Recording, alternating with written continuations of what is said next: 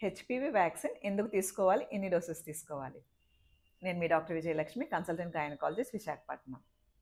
HPV vaccine అనేది ఆడవాళ్ళలో కామన్గా వచ్చే క్యాన్సర్స్లో ఒకటైన సర్వైకల్ క్యాన్సర్, అంటే గర్భసంచి ముఖద్వారం యొక్క క్యాన్సర్ని ప్రివెంట్ చేయడానికి తీసుకునే వ్యాక్సిన్.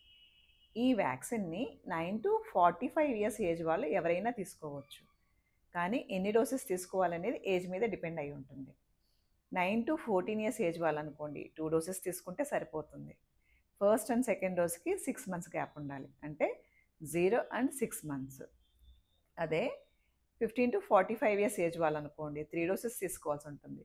ఫస్ట్ అండ్ సెకండ్ డోస్కి 2 months గ్యాప్ ఉండాలి, సెకండ్ అండ్ థర్డ్ డోస్కి 4 months గ్యాప్ ఉండాలి, అంటే 0 to 6. వన్స్ మీ వ్యాక్సిన్ షెడ్యూల్ కంప్లీట్ అయిపోయిన తర్వాత ఇంకా బూస్టర్ డోసెస్ ఏం తీసుకోవాల్సిన అవసరం లేదు.